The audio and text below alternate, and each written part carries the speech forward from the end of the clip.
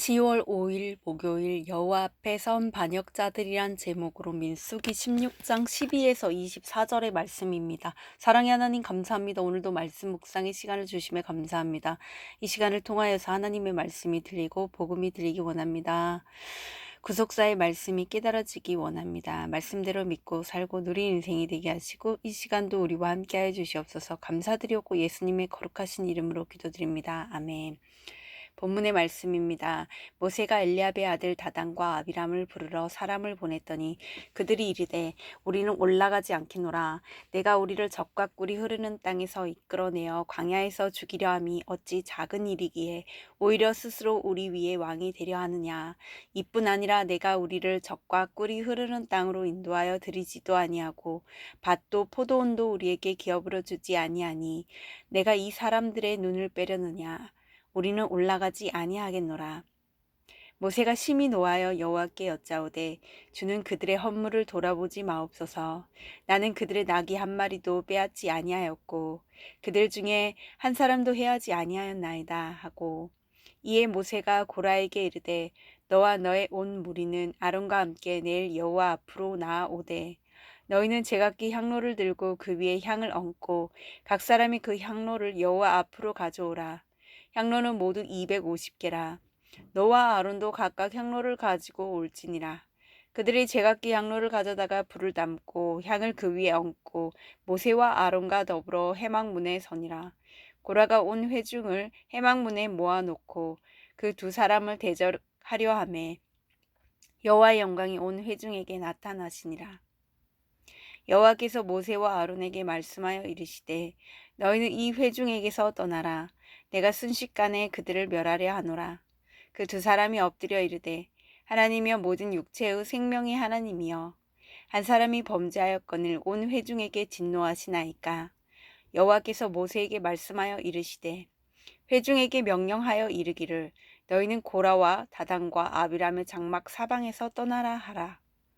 아멘. 도움말입니다. 12절에 올라가지 않겠노라는 모세의 부름에 거절한다는 뜻과 함께 하나님께 예물을 드리고자 성막으로 올라가지 않겠다는 의미입니다.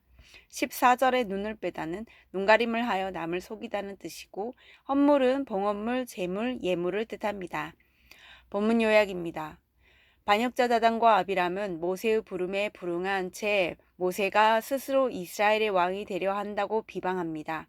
모세는 하나님의 판단을 받고자 고라와 그 일당을 하나님 앞에 나오게 합니다. 하나님이 회중을 멸하시려 하자 모세와 아론이 엎드려 기도합니다. 오늘의 중보기도입니다. 인구 절벽 문제를 심각히 여기는 그 한 사람의 위정자를 우리나라에 세워 주옵소서. 아멘. 본문 해설입니다. 첫 번째, 다단과 아비람의 비방 12에서 14절의 내용입니다. 고라 일당 중 이스라엘의 장자 르우벤의 자손인 다단과 아비람이 모세의 명령을 거역합니다. 이는 곧 모세를 더 이상 지도자로 인정하지 않겠다는 뜻입니다. 그리고 그들은 모세가 적과 꿀이 흐르는 땅으로 인도하겠다는 약속을 지키지도 않고 광야에서 죽을 고생을 시킨 것을 원망합니다. 그러고도 스스로 왕이 되려 한다며 모세를 비방합니다. 이처럼 땅의 것만 바라보면 하늘의 것이 보이지 않습니다. 그것은 스스로 자기 눈을 빼어 버리는 것과 다름없습니다. 적용 질문입니다. 하나님의 부르심에도 나는 올라가지 않겠노라 하며 버티고 있지는 않습니까? 밭도 포도원도 주지 않는다며 불평하고 있는 것은 무엇입니까? 두 번째, 고라가 대적하려 하매 15에서 19절의 내용입니다. 모세는 심히 노하여도 자신을 비방하는 자들에게 직접 보복하지 않습니다. 대신 하나님께 나아가 자기 억울함을 토로합니다.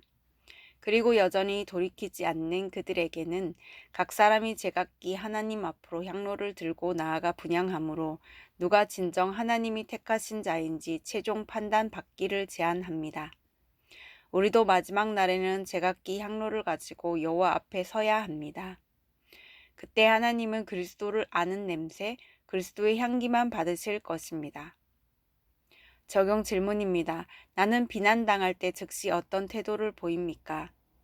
나에게는 그리스도의 향기가 얼마나 납니까?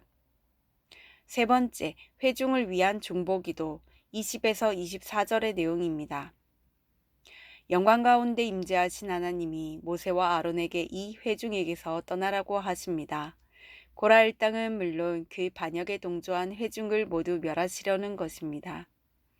하지만 모세와 아론은 회중을 위해 중보하고 그 기도를 들으신 하나님은 진노를 거두십니다.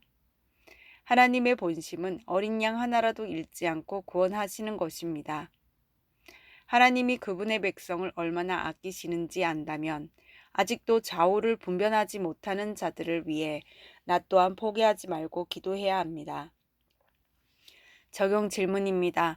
이제 더는 어쩔 수 없다며 내가 포기한 사람, 그러나 지금 다시 기억하여 엎드려 중보 기도해야 할 그 사람은 누구입니까? 오늘 기도하기는 눈앞에 있는 땅의 것만 바라보며 불평하는 저를 용서해 주옵소서. 비판받을 때 먼저 저 자신을 돌아보아 책망받아야 할 점이 무엇인지 깨닫게 하시고 저의 억울함은 주께 맡기게 하옵소서. 어린 양 하나라도 잃지 않으시려는 하나님의 사랑을 알아 구원을 위한 기도를 포기하지 않게 하옵소서. 아멘. 묵상 간증입니다. 고라 며느리란 제목으로 장혜연님의 말씀 적용글입니다. 저는 남편의 실직 문제로 작정 기도를 하다가 구원을 위해 시부모님과 함께 살기로 결정했습니다.